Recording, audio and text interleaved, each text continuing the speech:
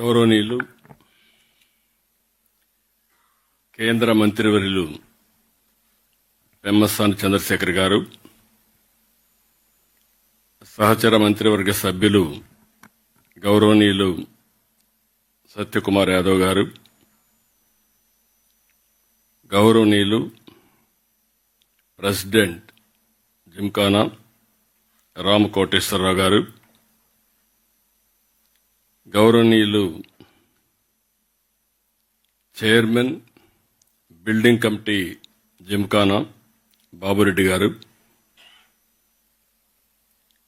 గౌరవనీయులు రావికుమార్ త్రిపురనేని గారు, chairman board of trustee, స్థానిక శాసనసభ్యులు నజీర్ గారు, గౌరవ శాసనసభ్యులు మాజీ మంత్రివర్యులు ఈ కార్యక్రమానికి అప్పుడే నాంది పలికారు కామినేని శ్రీనివాస్ గారు, గౌరవ సెక్రటరీ సౌరభ్ గౌర్ గారు, ఈరోజు ఒక మంచి కార్యక్రమానికి మీరందరూ కూడా సహకరించడమే కాకుండా జయప్రదం చేసినటువంటి ఎన్ఆర్ఐ డోనర్స్ అందరికీ పేరు పేరున మనస్ఫూర్తిగా నమస్కారాలు, అభినందనలు, శుభాభినందనలు. నేను చాలా కార్యక్రమాల్లో పార్టిసిపేట్ చేస్తూ ఉంటాను, కానీ ఇలాంటి కార్యక్రమాలు ఒక స్ఫూర్తినిస్తాయి. ఇంకా సమాజంలో మంచి మిగులుంది, దానికి మీరు ఒక ఎగ్జాంపుల్. మీరంతా ఎన్ఆర్ఐగా మీరు వెళ్ళారు, 40 ఏళ్లకు 50 ఏళ్లకు మునిపి వెళ్ళిపోయారు. వెళ్ళిన తర్వాత కొంతమంది అయితే మర్చిపోతారు, జన్మభూమిని మర్చిపోతారు, ఈ రోజుల్లో తల్లిదండ్రులు కూడా మర్చిపోతున్నారు. అలాంటి వాళ్ళుండే ఈ సందర్భంలో మళ్లీ మీ చదువుకున్న కాలేజీని గుర్తుపెట్టుకుని దీనికి 1981లోనే ఒక ఆర్గనైజేషన్ జిమ్ఖానా ఏర్పాటు చేసి ఇంత పెద్ద ఎత్తున సహాయం చేసిన మిమ్మల్ని అందరినీ మనస్ఫూర్తిగా అభినందిస్తున్నా. Congratulations, extraordinary work.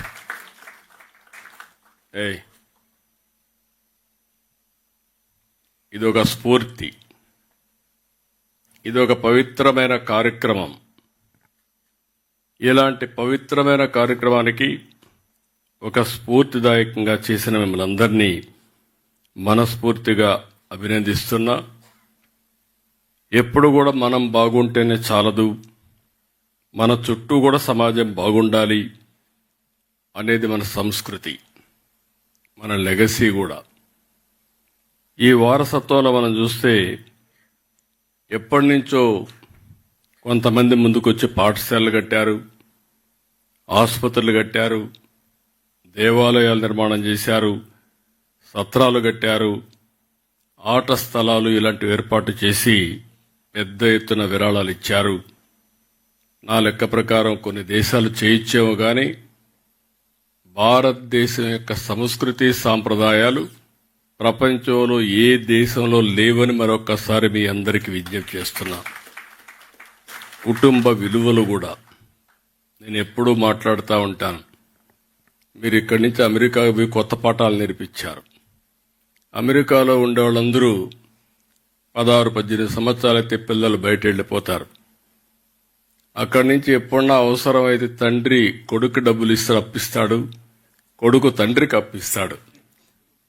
కానీ పిల్లలు ఎంత పెద్దవాళ్ళైనా జీవితాంతం మెంటర్ చేయడమే కాదు, ఏ సహాయం కావాలన్నా అందించే సంస్కృతి ఉండే ఏకైక దేశం భారతదేశం అని మరొకసారి విజ్ఞప్తి చేస్తున్నాం. అలాంటి ఒక మంచి కార్యక్రమాన్ని మీరు ఇక్కడ శ్రీకారం చుట్టారు. ఈరోజు ఇంకొక పక్కన చూస్తే ఈ బ్లాక్ కోసం 100 కోట్ల రూపాయలు మీరు ఖర్చు పెట్టారు. అది చూసినప్పుడు నాకు అనిపిస్తుంది, ఇక్కడ చాలా మంది ఈ మధ్య కాలంలో మీరు ఒక పక్కన ఇప్పుడే చంద్రశేఖర్ గారు ఒక మాట అన్నారు, 100 కోట్లు పెట్టడమే కాదు, మళ్లీ దీన్ని మెయింటైన్ చేయాలంటే కొంత అమౌంట్ మొబిలైజ్ చేసి శాశ్వతంగా మీ మార్కు గుర్తుండే విధంగా మీరు చేయడం కోసం అలాంటి కార్యక్రమాన్ని కూడా చేశారు. ఇప్పుడే సత్య మా మంత్రి గారు ఒక మాట అన్నారు. ఆంధ్రప్రదేశ్లో ఉండే డాక్టర్లు ఇక్కడ చదువుకొని అమెరికాకి వెళ్ళారు. నన్ను ఎప్పుడు అడిగేవాళ్ళు.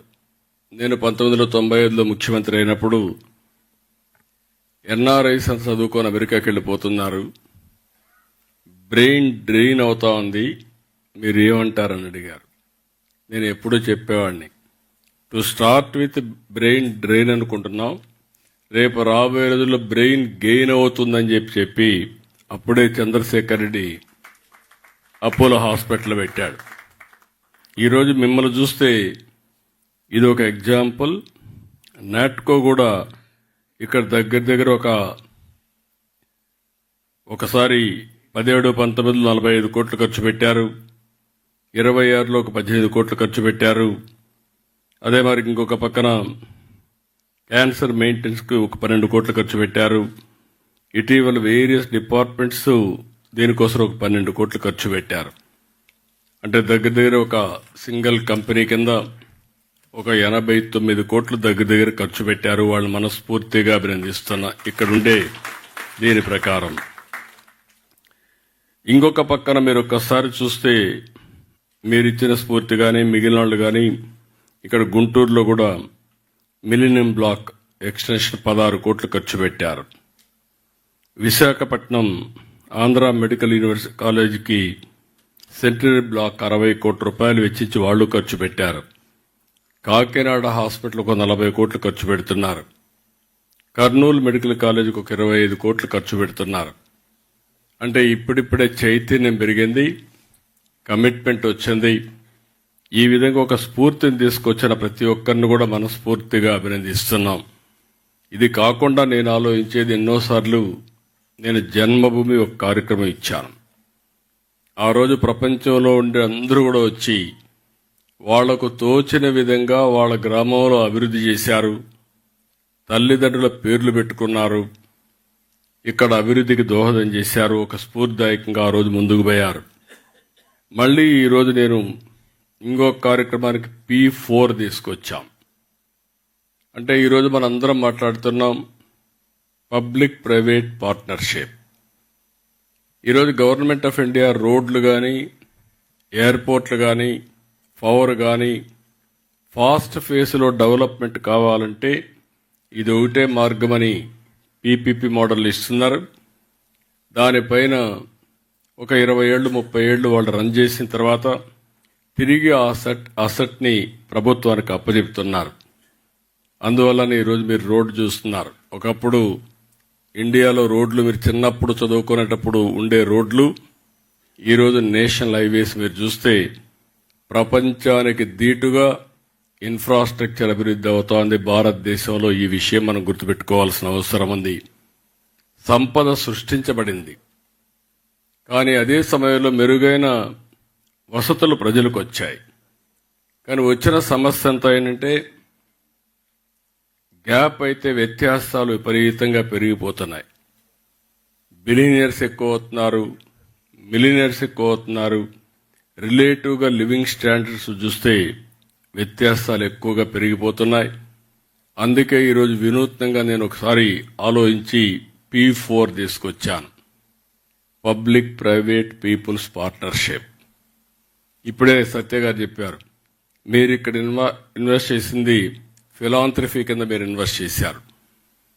నా ఆలోచన ఏంటంటే మనందరం కూడా గ్రామీణ ప్రాంతాల్లో పుట్టాం, చిన్న కుటుంబాల్లో పుట్టాం, చదువుకున్న అవకాశాలు ఉపయోగించుకున్నాం. తర్వాత అంచెలంచెలుగా ఎదిగి ఈరోజు మిమ్మల్ని చూస్తూ ఉంటే ఒక్కొక్కరు 30 కోట్లు 40 కోట్లు తిరిగి సమాజానికి ఇవ్వాలనే ఆలోచన రావడమే కాకుండా ఆచరణలో పెట్టే పరిస్థితికి వచ్చారు. దీనికి మనస్ఫూర్తిగా అభినందనలు. ఈరోజు నేను తీసుకొచ్చిన కార్యక్రమం కూడా గ్రామాల్లో అభివృద్ధి అవుతా ఉంది.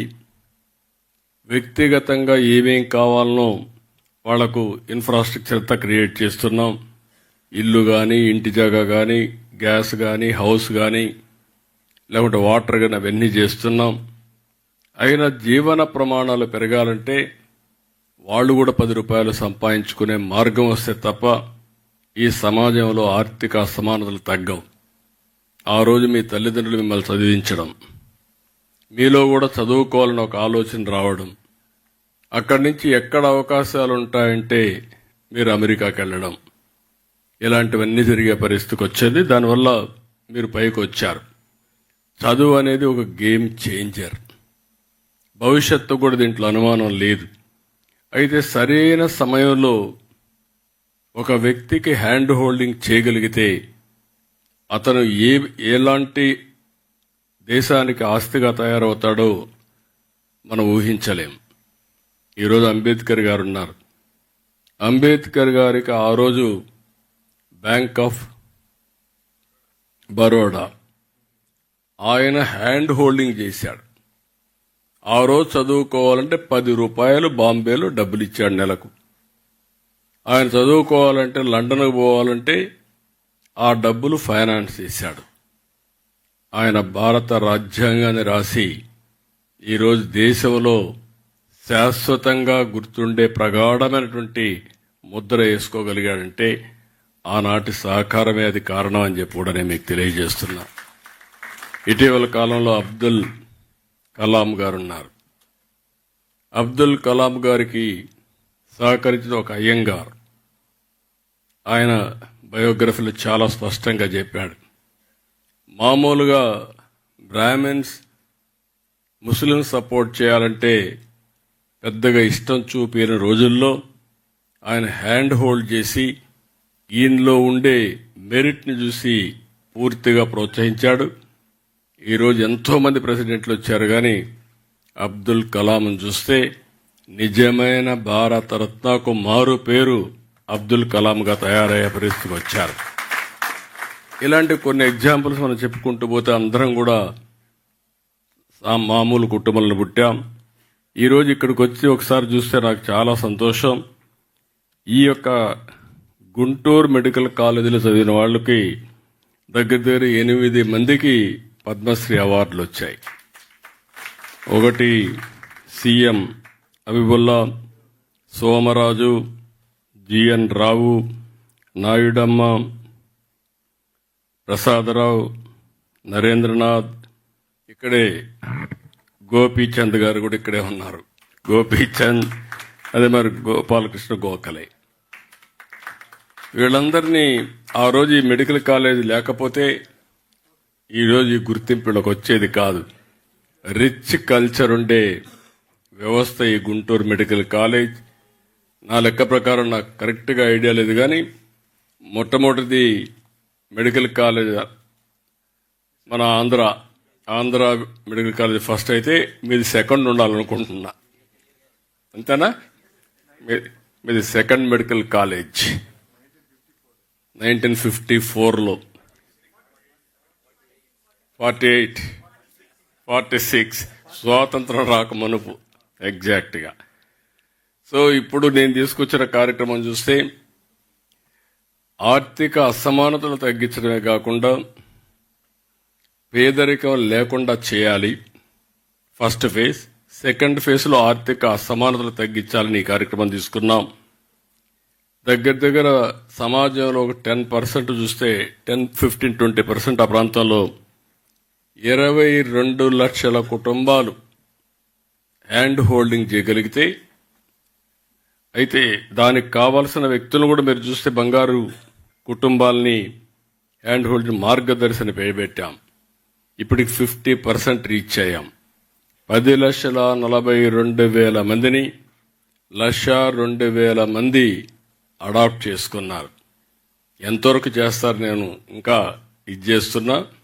ఇది కానీ జరిగితే నిరంతరం ఆర్థిక అసమానతలు తగ్గించే వ్యవస్థకు మనం శ్రీకారం చుట్టాలి. వీళ్ళు ఒకసారి పైకి వెళితే కొంతమంది కిందికి వస్తారు, మళ్ళా హ్యాండ్ హోల్డ్ చేయడం. ఈ విధంగా మనం సమాజంలో నిరంతరం ఒక సాటిస్ఫాక్షన్ కానీ ఇంకొక పక్కన హ్యాపీనెస్ ఉండాలంటే ఇలాంటి కార్యక్రమానికి శ్రీకారం చుట్టాలనే ఉద్దేశంతోనే ఈరోజు P4 తీసుకొచ్చాం. దీనికి కూడా మిమ్మల్ని అందరినీ రిక్వెస్ట్ చేస్తున్నా, ఎంతమంది వీలైతే అంతమంది మీరు కూడా ముందుకు రావాల్సిందిగా మిమ్మల్ని అందరినీ కోరుకుంటున్నా. ఇప్పుడే ఈరోజు ఈ బిల్డింగ్ని చూస్తే 2,69,240 చదరపు అడుగుల్లో 5 అంతస్తులు శిశు ఆరోగ్య కేంద్రం ఏర్పాటు చేశారు. 600 బెడ్లు ఈ బ్లాక్లో ఉన్నాయి. ప్రసూతి విభాగం 300 బెడ్లు, పీడియాట్రిక్స్ 200, ఎన్ఐసియు, ఎస్ఐసియు, పిఐసియు వంటి విభాగాలు మిగిలిన బెడ్లున్నాయి.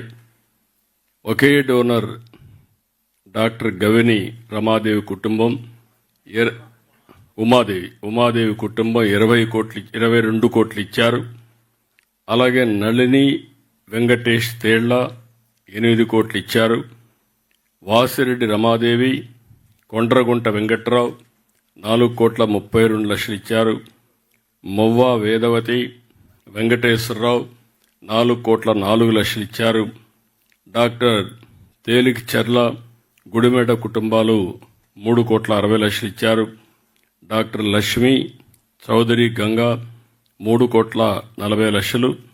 బీనా నూతక్కి, గోపాలరావు 3,20,00,000. వీళ్లు కాకుండా మిగిలిన వాళ్ళందరూ ఇక్కడ ఉండేవాళ్ళు కానీ కొందరు రాలేకపోవచ్చు, కానీ 100 కోట్ల రూపాయలు ఇచ్చారు. మిమ్మల్ని అందరినీ మరొక్కసారి మనస్ఫూర్తిగా అభినందిస్తున్నా, ధన్యవాదాలు తెలియజేస్తున్నా. ఈ ప్రభుత్వం తరఫున వన్ ఆఫ్ ది బెస్ట్ కార్యక్రమం, నాకు చాలా హ్యాపీగా ఫీల్ అయ్యే కార్యక్రమం. ఎప్పుడు కూడా నేను అందరూ డబ్బులు అడుగుతారు కానీ మేము పని చేస్తామని ముందుకొచ్చి పని చేసిన మిమ్మల్ని మరొక్కసారి అభినందిస్తున్నా.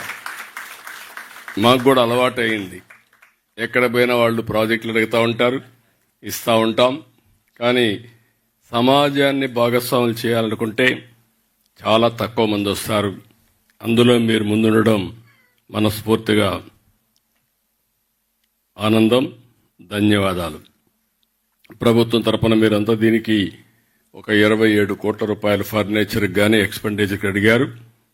మా సత్య గారి చెప్తున్నా, ఎక్కడ ఇబ్బందులు లేకుండా, మా సెక్రటరీ గారు కూడా ఇక్కడే ఉన్నారు, గౌరవ్ కూడా, ఇబ్బందులు లేకుండా క్లియర్ చేయండి. అది చేస్తే ఇంకా 10 మంది ముందుకు వస్తారు. మళ్ళీ ఎందుకు చేశామా అని విచారించే పరిస్థితి అవద్దండి, 10 సార్లు తిప్పించుకొని. అవి మీరు చేయగలిగితే ఆటోమేటిక్ ఇంకా చాలా మంది ముందుకు వస్తారు, చేయాల్సిందిగా నేను కోరుతున్నా. ఇంకొక పక్కన పూర్వ విద్యార్థులు ఈ బ్లాక్ నిర్మాణంతో పాటు 35 కోట్లు పెట్టి ఆడిటోరియం నిర్మించారు. వాళ్ళను కూడా అభినందిస్తున్నా. ఇప్పుడే చంద్రశేఖర్ గారు చెప్పినట్టు కొంతమంది ముందుకొచ్చి, తులసి సీడ్స్ కానీ వీళ్ళంతా ముందుకొచ్చి ఎప్పటి నుంచో పాడుబడిపోయినటువంటి బిల్డింగ్స్ అన్ని కూడా పూర్తి చేసే కార్యక్రమానికి శ్రీకారం చుట్టారు. దగ్గర ఎంపీ గారు అయితే ఒక 70-80 కోట్లు మొబిలైజ్ చేసి అవన్నీ పూర్తి చేసే పనిలో ఉన్నారు. వారిని, అందుకు సహకరించిన అందరినీ మనస్ఫూర్తిగా అభినందిస్తున్నా. ఈరోజు మనందరం కూడా ఇలాంటి పనులు చూసినప్పుడు ఒక్కొక్కసారి సాటిస్ఫాక్షన్ ఎప్పుడు వస్తుందంటే, డబ్బులుంటే సాటిస్ఫాక్షన్ రాదు. మనం చేసిన డబ్బులున్నా కూడా ఆ డబ్బులు సద్వినియోగం చేసి, నేను ఎప్పుడు చెప్తా ఉంటాను, చాలా మంది డబ్బులంతా పిల్లలకి ఇవ్వాలనుకుంటాం, కానీ కొంతమంది డబ్బుల్ని సద్వినియోగం చేస్తారు. పిల్లలకి ఇవ్వద్దని నేను చెప్పడం లేదు, ఇవ్వాలి. అదే సమయంలో మనకు తృప్తినిచ్చే పని తిరిగి సమాజానికి కూడా ఇవ్వాల్సిన అవసరం ఉంది. మనందరి సంపాదనలో కొంత భాగం సమాజం కోసం ఇచ్చిస్తే ఉండే తృప్తి దేంట్లో రాదని చెప్పి కూడా నేను మీ అందరికీ తెలియజేస్తున్నా. ఈరోజు ఇంకొక పక్కన మిమ్మల్ని అందరినీ చూస్తే చాలా సంతోషం. ఇప్పుడు మీరు చాలా ముందు బయట వెళ్ళారు. ఇప్పుడు మొత్తం దేశంలో చూస్తే మనం కూడా అభివృద్ధి అవుతున్నాం. ప్రధానమంత్రి నరేంద్ర మోడీ గారి నాయకత్వంలో ఇటీవల కాలంలో మీరు చూస్తే హైయెస్ట్ గ్రోత్ ఉండే ఏకైక దేశం భారతదేశం, దీంట్లో అనుమానమే లేదు. కంటిన్యూగా, కన్సిస్టెంట్గా. ఈరోజు ఇంకొక పక్కన మనం నెంబర్ 4లో ఉన్నాం. ప్రపంచంలో అతిపెద్ద ఆర్థిక వ్యవస్థ 4వది. 2028కి మూడవ అతిపెద్ద ఆర్థిక వ్యవస్థగా తయారవుతాం. 2038కి రెండవ అతిపెద్ద ఆర్థిక వ్యవస్థగా భారతదేశం ఉంటుంది. వికసిత్ భారత్ 2047. ఆ సమయంలో భారతదేశం ప్రపంచంలో నెంబర్ 1గా ఉండాలనేది మనందరి ఆకాంక్ష. అదే సమయంలో స్వర్ణ ఆంధ్రప్రదేశ్ విజన్ 2047 తయారు చేశాం. నిన్న కూడా సర్వే రిపోర్ట్ ఒకటి ఇచ్చారు.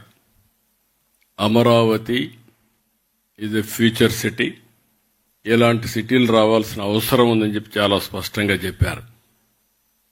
నేను ఓసారి భగవంతుడు కొన్ని అవకాశాలు ఇస్తూ ఉంటారు కొంతమందికి. ఆ రోజు నేను హైదరాబాద్, సికింద్రాబాద్ 2 నగరాలు ఉండేటివి. ఆ రోజు ఆలోచించి సైబరాబాద్ నగరం రావాలి, నాలెడ్జ్ ఎకానమీకి చిరునామాగా తెలుగువారు ఉండాలనే ఉద్దేశంతో సైబరాబాద్ నగరాన్ని ఏర్పాటు చేశాం. ఇటీవల ఆ city highest per capital income తెలంగాణకు వచ్చే పరిస్థితికి వచ్చింది. ఈరోజు మళ్ళీ విభజన జరిగిన తర్వాత అమరావతి నిర్మాణానికి శ్రీకారం చుట్టాం. కొంతమంది ఎప్పుడూ అంటారు, అనవసరంగా ఒక 100 ఎకరాలు తీసుకొని ఒక బిల్డింగ్ కట్టి సరిపోతుంది సెక్రటరియట్ అని. కట్టచ్చు, లేకపోతే మున్సిపల్ కార్పొరేషన్లో ఒక బిల్డింగ్ ఉంటే దాంట్లో కూడా తీసుకొని పెట్టచ్చు. కానీ జాతికి గుర్తింపు ఉండాలంటే, అన్ని ప్రాంతాలతో సమానంగా మనం ఉండాలంటే ఈరోజు మీరు చూస్తున్నారు, చెన్నై మొత్తం తమిళనాడుకి ఒక చెన్నై నగరం ఉంది, కర్ణాటకకు ఒక బెంగళూరు నగరం ఉంది, హైదరాబాద్కు ఆ రోజు నిర్మాణం చేసిన సైబరాబాద్తో కలిపి హైదరాబాద్ ఉంది. ఆంధ్రప్రదేశ్ను మళ్ళీ మనం ఒక చిన్న నగరంగానూ వదిలిపెడితే ఆర్థిక వ్యవస్థలో వెనకబడతామనే ఉద్దేశంతోనే హైదరాబాద్ కంటే మెరుగైన నగరాన్ని కట్టాలని, అది brown field, Amaravati green field city. ఈరోజు ప్రపంచంలో ఈ 30 ఏళ్లలో చాలా డెవలప్మెంట్స్ జరిగాయి, టెక్నాలజీలో మార్పు వచ్చాయి. ఆ రోజు ఐటీ గురించి మాట్లాడాను, ఇప్పుడు ఏఐ వచ్చింది. అమెరికాలో సిలికాన్ వ్యాలీ ఉంది. ఇండియాలో ఏముంది అని అడిగే వాళ్ళకి సమాధానం, ఇండియాలో క్వాంటమ్ వ్యాలీ ఉంది, అది కూడా అమరావతిలో ఉంది. ఆ రోజు సైబరాబాద్ కట్టాం, ఈరోజు క్వాంటమ్ వ్యాలీకి నిర్మాణానికి శ్రీకారం చుట్టాం. ఇంకో పక్క నాలెడ్జ్ ఎకానమీలో ఉన్నాం. ఒకప్పుడు కరెంట్ ఉండేది కాదు, ఇప్పుడు ఇంటిపైనే కరెంట్ తయారు చేసుకుంటున్నాం. మీరు ఇక్కడ బిల్డింగ్ ఇచ్చారు, పైనంతా మీరు కానీ సోలార్ పెడితే కరెంటు కూడా మీరే ఇచ్చేట అవుతుంది. ఆ స్టేజ్కి వచ్చేసాం. అంటే సింపుల్ అడిషన్స్ ఇవన్నీ. నేను అందుకే కొత్త కాన్సెప్ట్ తీసుకొచ్చాను, ప్రొజ్యూమర్ అని. నాకు బాగా జ్ఞాపకం, 1999 కరెంటు లేని పరిస్థితి.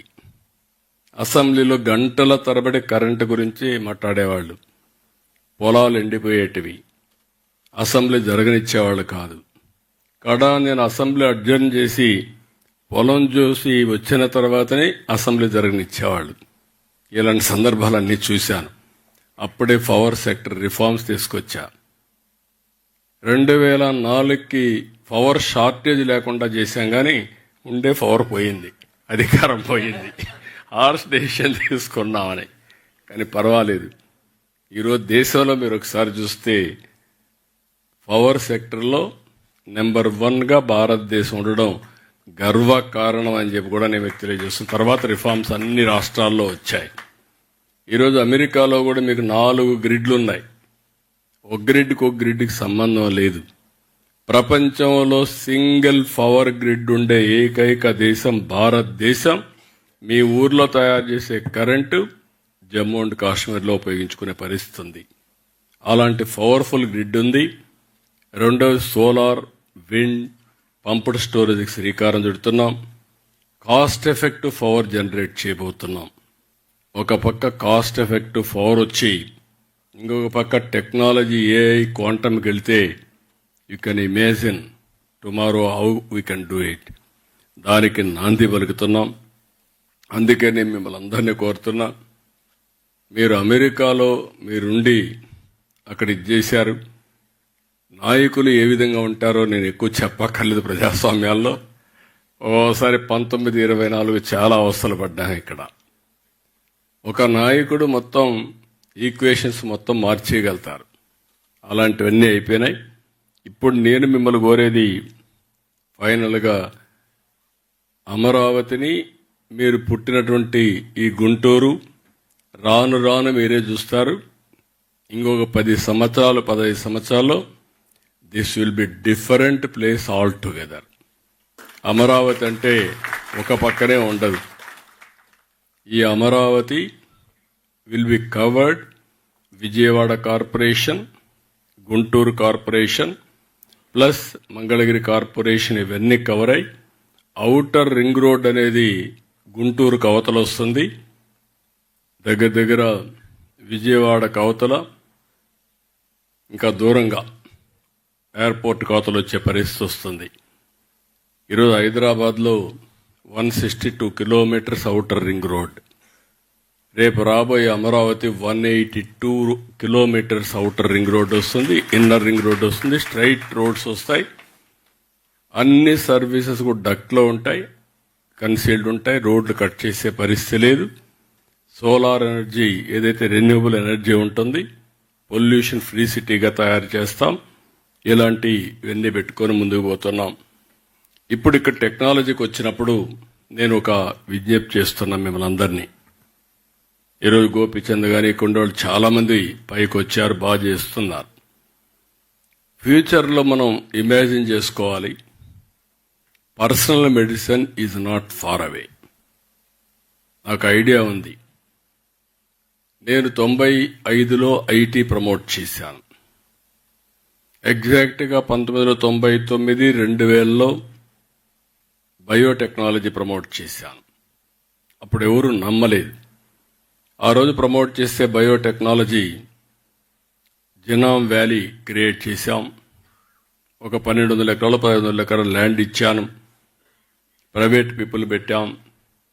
కడాన మీరు చూస్తే మొన్న కోవిడ్ వస్తే కోవిడ్ వ్యాక్సిన్ మ్యానుఫ్యాక్చర్ చేసింది భారత్ బయోటెక్. జినామ్ వ్యాలీ నుంచి తయారు చేసే పరిస్థితికి వచ్చారు. మన ప్రధానమంత్రి గారు ఒక 100 దేశాలకి ఫ్రీగా వ్యాక్సిన్ సరఫరా చేసే పరిస్థితికి వచ్చారు. అంటే ఆ రోజు చేశాం కాబట్టి ఈరోజు మనకు అందుబాటులో వచ్చే పరిస్థితి వచ్చింది. ఇప్పుడు నేను మిమ్మల్ని కోరేది కొత్త ప్రాజెక్ట్ ఒకటి తీసుకొచ్చాం, Sanjeevani. You are all aware, Indian mythology. లక్ష్మణుడు మూర్ఛపోయినప్పుడు బతికించుకోవాలంటే ఏం చేయాలని ఆలోచిస్తే ఒకటే మార్గం, సంజీవని మొక్క కావాలని. హనుమంతుడు పోయి సంజీవని మొక్క తెలియకుండా పర్వతాన్ని తీసుకొస్తే అందులో నుంచి మొక్క తీసుకొని ట్రీట్మెంట్ ఇస్తే లక్ష్మణుడు బతికాడు, మూర్ఛ నుంచి బయట వచ్చాడు. అది చరిత్ర. ఈరోజు నేను ఆలోచించేది, టెక్నాలజీ వచ్చింది కాబట్టి ప్రపంచంలో ఉండే నాలెడ్జ్ అంతా పేషెంట్ డోర్ స్టెప్ దగ్గరికి తీసుకుపోవాలనే ఉద్దేశంతోనే సంజీవని ప్రాజెక్టుకి శ్రీకారం చుట్టాం. బిల్ గేట్స్ ఫౌండేషన్ తరపున గేట్స్ ముందుకు వచ్చాడు. నేను పూర్తిగా సహకరిస్తాను. టెక్నాలజీ నాలెడ్జ్ కూడా నేను తీసుకొస్తాను. మీరు ఒక పైలట్గా చేయమని అడిగాడు. I'm very proud. ఒక నియోజకవర్గం ముందు ప్రూఫ్ ఆఫ్ కాన్సెప్ట్ తయారు చేశాం. ఒక 70,000 మంది క్లినికల్ టెస్ట్లు కూడా చేశాం. అదే మరి ఆల్ మెడికల్ ప్రాక్టీషనర్స్ అందరినీ ట్రైనింగ్ చేశాం. అందరిని ఆన్లైన్లో పెట్టాం. చిత్తూరు జిల్లా స్కేలింగ్లో ముందుకు తీసుకొచ్చాం. ఈ 2026 28 జిల్లాలు పూర్తిగా సంజీవని ప్రాజెక్ట్ని డిజిటల్ హెల్త్ రికార్డ్స్ క్రియేట్ చేయడమే కాకుండా మాకు దగ్గర 72 లక్షల మంది వల్నరబుల్ పేషెంట్స్ ఉన్నారు. ఆ డేటా అంతా తీసుకుంటున్నాం, క్లినికల్ టెస్టులు చేస్తున్నాం, డయాగ్నోసిస్ ప్రొఫైల్ మొత్తం పెట్టి ఎవరెవరు హైపర్ టెన్షన్ ఏంటి, లేకపోతే డయాబెటిక్ ఏంటి, లేకపోతే cancer, neuro problem, various problems ఆలోచిస్తున్నాం. దీని మీద మీ నాలెడ్జ్ కూడా తీసుకొని ప్రివెంటివ్ హెల్త్, క్యూరేటివ్ కింద cost effective, real time monitoring data ఉంటే వండర్స్ చేయొచ్చు. ఈరోజు ఆల్ కార్పొరేట్ హాస్పిటల్స్ అన్నీ కూడా మనం ఆలోచిస్తే 5 స్టార్ హోటల్స్ కంటే మించిపోయినాయి. ట్రీట్మెంట్ ఖర్చు కంటే రూమ్ ఖర్చు ఎక్కువ అవుతా ఉంది. వాళ్ళు ఎక్కువగా ఉండాల్సిన అవసరం లేదు. అందుకని నేను ఆలోచించేది, ఎవరైనా పేషెంట్ ఇంటి దగ్గర ఉంటే మనం ఎప్పటికప్పుడు హెల్త్ కండిషన్ మానిటర్ చేస్తూ ఎప్పుడు అవసరమైతే అప్పుడు 1/2 అవర్లో వాళ్ళు లిఫ్ట్ చేసే పరిస్థితికి వస్తాం. ఇప్పుడు ఎయిర్ అంబులెన్స్లు వస్తున్నాయి. రేపు తొందరలోనే మన దగ్గర అయితే ఏదైతే మీరు కొత్తగా ఒక ఇది తీసుకున్నాం, డ్రోన్ తీసుకున్నాం, ఒక డ్రోన్ సిటీ పెట్టాం. 26లోనే డ్రోన్ అంబులెన్స్ కూడా ఇంటిగ్రేట్ చేయాలనుకుంటున్నాం. ఒకవేళ రేపు ఎవరన్నా కానీ ఇక్కడికి వస్తే ఇమ్మీడియట్గా ఇక్కడి నుంచి బెటర్ హాస్పిటల్కి షిఫ్ట్ చేయాలంటే ఈ మిద్దిపై నుంచే డ్రోన్లు తీసిపోయే పరిస్థితి వస్తుంది. దానికి కూడా శ్రీకారం చుడుతున్నాం. ఇలాంటి వినూత్నమైన ఆలోచనలు వచ్చినప్పుడు నేను మిమ్మల్ని ఒకటే కోరుతున్నా, మీరు ఎన్ఆర్ఐస్, నాలెడ్జ్ ఉంది. ఇప్పుడు distance is not the constraint. మీరు వర్చువల్గా గైడెన్స్ ఇవ్వచ్చు, ఫిజికల్గా వచ్చినప్పుడు ప్రాక్టీస్ చేయొచ్చు. That will give. ఇప్పటికీ డబ్బులు ఇచ్చారు 100 కోట్లు, మిమ్మల్ని అభినందిస్తున్నా మరొకసారి. భవిష్యత్తులో మీరు చదువుకున్న కాలేజీతో శాశ్వతంగా మీరు అసోసియేట్ కావాలి అనుకుంటే మీరు ఇక్కడికి వచ్చి పేరెంట్స్ చూసుకుంటూ ఒక 4 రోజులు ఇక్కడ ఉండండి. మీ అమెరికా కంటే బెటర్ సిటీగా తయారు చేసే బాధ్యత మేము తీసుకుంటాం. అది బెస్ట్ సిటీగా తయారవుతుంది. అందులో కూడా పొల్యూషన్ లెవెల్స్ అన్ని కంట్రోల్ చేస్తాం. స్టాండర్డైజేషన్ అన్ని వచ్చేస్తున్నాయి. ఒకప్పుడు మీరు అమెరికాకి ఎందుకు వెళ్ళారంటే అక్కడ పోతే అవకాశాలు ఎక్కువ ఉంటాయి, ఇబ్బందులు ఉండవని వెళ్ళారు. ఈరోజు అక్కడ ఇబ్బందుల కంటే నేను ఒకటే హామీ ఇస్తున్నా, ఎవ్రీథింగ్ రియల్ టైం ఆన్లైన్. 800 సర్వీసులు ఈరోజు ప్రభుత్వం ఆన్లైన్లో పెట్టేశాం. మీరు బిల్డింగ్ పర్మిషన్ కావాలన్నా, ఏ పని కావాలన్నా ఎక్కడికి పోయే పని లేదు. మోస్ట్ ఆర్గనైజ్డ్ అడ్మినిస్ట్రేషన్ వచ్చింది. అందులో ఒకవేళ ఎవరికైనా తెలియకుండా చెప్పలేకపోతే, అంటే రాయలేకపోతే, వాళ్ళు చెప్పితే దాన్ని ఆర్టిఫిషియల్ ఇంటెలిజెన్స్ కన్వర్ట్ చేసి ఆ పని చేసి మళ్ళీ అతనికి ఇన్ఫార్మ్ చేసే మెకానిజం తీసుకొస్తున్నాం. కాబట్టి ఇలాంటివన్నీ వస్తాయి. కాబట్టి మీరు కూడా రాబోయే రోజుల్లో వచ్చి ఇక్కడ పేషెంట్ని ట్రీట్ చేయడం, లేకుంటే వర్చువల్గా ట్రీట్ చేయడం, అది కూడా మీరు ఎప్పుడు మీరు ఫ్రీగా ఉంటే 1 గంట 2 గంటలు పేషెంట్ ట్రీట్ చేసి కూడా పెట్టుకోగలిగితే ఈ వర్చువల్గా ఉపయోగపడతాయి. ఇలాంటి వినూత్నమైన కార్యక్రమాలకు శ్రీకారం చుట్టినప్పుడు మీరందరూ ముందుకు రావాల్సిందిగా మరొక్కసారి మిమ్మల్ని అందరినీ కోరుతున్నా. ఈరోజు ఇంకొక పక్కన ఇక్కడ చూస్తే క్వాంటమ్ కంప్యూటర్ వస్తుంది, అదే మరి ఏఐ వస్తూ ఉంది, బయో ఫౌండరీ కూడా వస్తుంది మెడికల్ ఫీల్డ్లో. మీరు ఈ బయో ఫౌండరీకి లేకుంటే ఇంకా మిగిలిన లేటెస్ట్ టెక్నాలజీస్ ఏవి ఉన్నాయో అవన్నీ కూడా మీరు అనలైజ్ చేసుకొని రాగలిగితే అవన్నీ అమలు చేయడానికి కానీ డెమాన్స్ట్రేట్ చేయడానికి అమరావతి ది బెస్ట్ ఏరియా అని చెప్పి మరొకసారి తెలియజేసుకుంటూ ఈరోజు ఇక్కడికి వచ్చిన మిమ్మల్ని అందరినీ మనస్ఫూర్తిగా అభినందిస్తూ వన్ ఆఫ్ ది బెస్ట్. ఎందుకంటే నాకు ఎప్పుడు కూడా చాలా పనులు చేస్తూ ఉంటాను, కానీ ఇలాంటి పవిత్రమైన కార్యక్రమాలకు వచ్చినప్పుడు నాకుండే సాటిస్ఫాక్షన్ ఏ కార్యక్రమంలో ఉండదు. That is I'm very happy. One of the best కార్యక్రమానికి మీరు శ్రీకారం చుట్టారు. అయితే ఇది ఇంతటితో ఆగకుండా ఈ స్ఫూర్తిదాయకమైనటువంటి కార్యక్రమాన్ని కంటిన్యూ చేయడం కోసం అన్ని విధాలా సహకరించాల్సిందిగా మరొక్కసారి కోరుకుంటూ అందరికీ నమస్కారాలు. Thank you అనండ. సార్, ఏదైనా వజ్రాన్ని సైతం నిలబెట్టాలంటే